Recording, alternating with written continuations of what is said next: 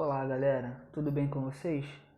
Hoje nós vamos estar falando sobre algumas capacidades físicas, tá? Hoje a gente vai focar mais na coordenação motora. Nós já tivemos até um pouco falando sobre isso nas aulas que nós tivemos presenciais na sala, mas hoje a gente vai focar em coordenação motora, tá? A coordenação motora ela está intimamente ligada ao nosso sistema nervoso central, que é o nosso cérebro, ok? Então nós vamos estar falando sobre a coordenação motora fina e sobre a coordenação motora grossa, mas vamos seguir no vídeo que nós vamos estar comentando sobre elas. Bom, coordenação motora. Coordenação motora ela compreende a ação conjunta do sistema nervoso central e da nossa musculatura esquelética, dentro de uma sequência de movimentos que são o objetivo, né? É a capacidade que o corpo ela tem de realizar um movimento, que pode ser pular, pode ser correr, saltar, andar, ou realizar tarefas que exijam maior habilidade, como segurar um lápis, como bordar, desenhar, recortar. Tudo isso exige uma coordenação motora, ou seja, tudo que nós fazemos de movimento no nosso corpo é uma coordenação motora que nós temos para fazer tal coisa. Você não consegue fazer um movimento sem que essa informação saia da sua mente, do seu cérebro e vá para o seu músculo, fazendo essa conexão. Se essa conexão ela não houver ou ela não for bem funcionar legal, você não tem uma coordenação motora legal, beleza? Então nós vamos ver a coordenação motora aí quando você faz alguma aula de instrumento musical, quando você faz alguma aula de algum esporte. Então todo movimento que você faz no seu corpo, isso está relacionado à sua coordenação motora. Existem movimentos que são mais robustos, ou seja, que precisam de uma coordenação motora mais fina, como escrever, coordenação motora fina, bordar, coordenação motora fina. Por exemplo, vou dar um exemplo aqui para vocês. Um cirurgião cardíaco, ele tem uma coordenação motora fina ou uma coordenação motora grossa? Qual que ele precisa mais ser ali naquele momento do trabalho dele? Consequentemente, seria fina. Por quê? Porque ele detalhes que ele está fazendo ali, a cirurgia, vai que ele possa cortar um vaso errado. Então ele vai trazer um prejuízo muito grande para essa pessoa, ele vai ter um trabalho muito maior. Então todo esse trabalho que envolve coisas minuciosas, a gente se refere à coordenação motora fina. E tudo que é um trabalho corporal mais abrangente, que envolve um grupamento muscular, que não requer tanta destreza, você é chamado de coordenação motora grossa. Então, por exemplo, andar é uma coordenação motora grossa. Tudo que é mais fácil, vamos deixar assim, tudo que se torna muito mais fácil de fazer é uma coordenação motora grossa, num âmbito geral, tá? E tudo que se requer mais destreza, que é mais difícil, que é mais detalhista, seria uma coordenação motora fina, para ficar mais claro o nosso entendimento, tá? Então a gente vai falar agora sobre a coordenação motora grossa, beleza? A coordenação motora grossa ela diz a respeito de atividades que envolvem os músculos maiores do nosso corpo, resultando em movimentos maiores, tais como sentar, usar os braços, perna e pés. Andar e correr são exemplos disso. Rolar morro abaixo, empurrar um velocípede ou até mesmo um carrinho qualquer, isso é uma coordenação motora grossa. Toda vez que utilizamos grandes músculos, o nosso corpo todo ou várias partes dele ao mesmo tempo, estamos colocando em ação a nossa capacidade motora grossa. Por isso, o tônus muscular é fundamental para exercer ela.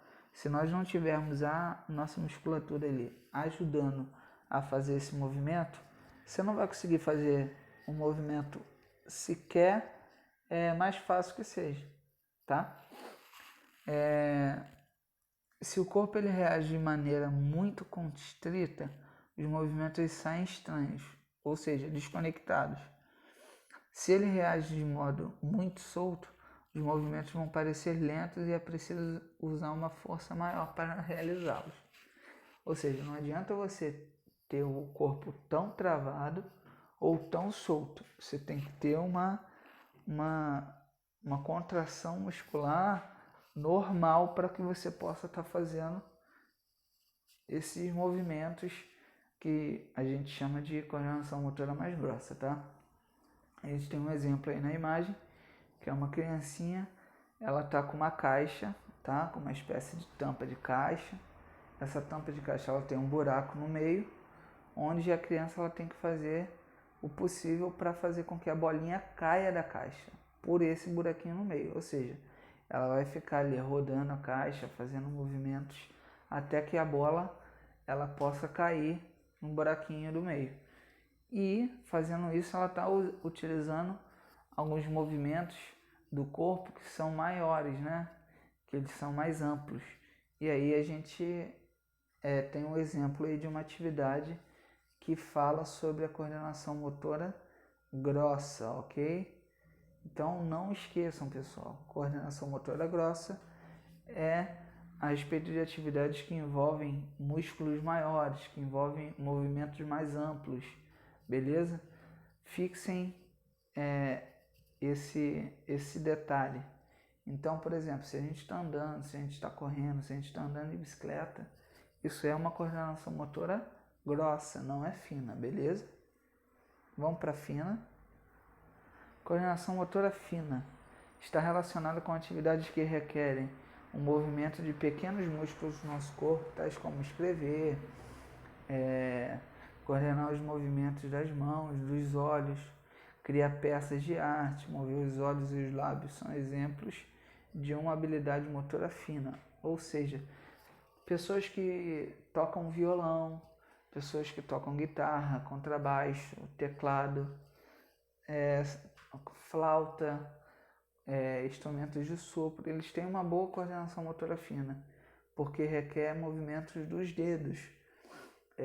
Pessoas que escrevem, que tem aquela letra muito bonita, pessoas que fazem costura, que fazem crochê, que fazem trabalhos artesanais com as mãos, trabalhos que precisam ter uma quantidade de detalhes bem maiores.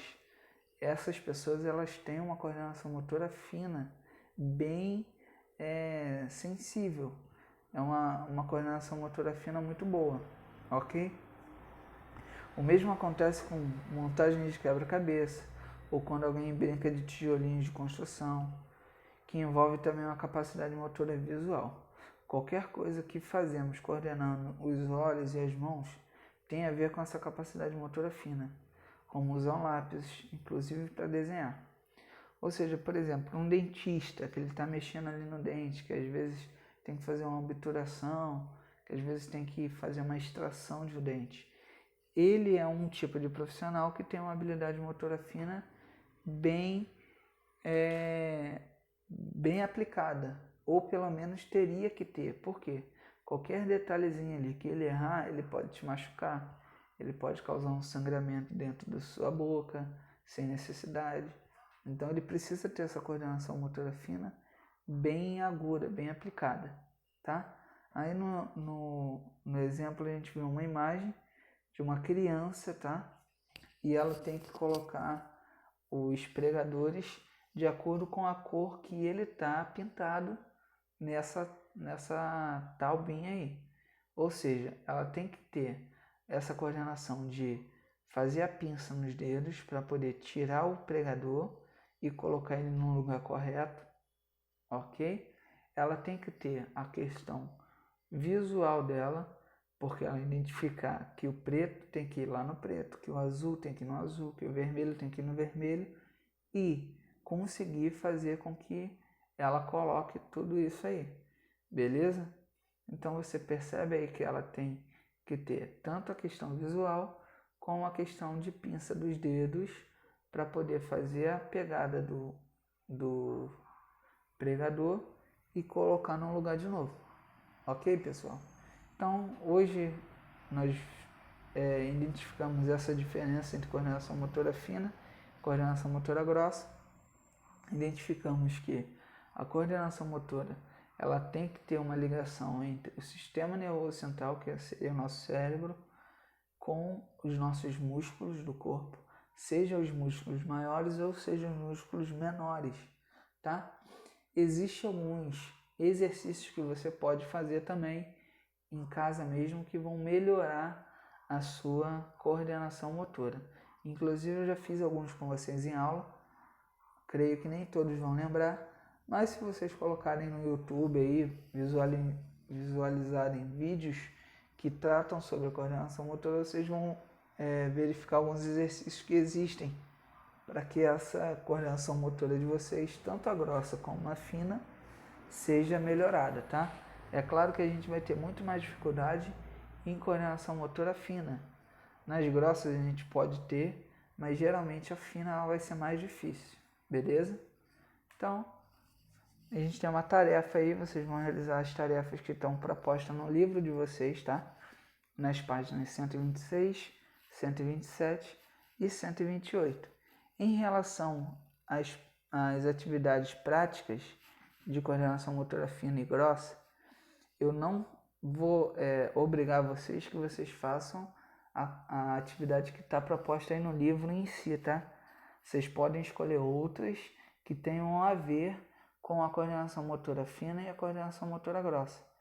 Então, podem usar a criatividade de vocês aí, podem pesquisar outros exemplos de atividades com coordenação motora grossa e fina. E se por um acaso vocês precisarem de fazer algum vídeo, podem fazer sem problema. Ou se for somente foto, vocês vão lá, tiram a foto da atividade que vocês estão se propondo a fazer e vocês fazem o envio da atividade, ok? Pode ser tanto por foto como por vídeo. Fica a critério de vocês. Beleza, pessoal? Pessoal, fiquem todos com Deus. Tenham uma ótima semana.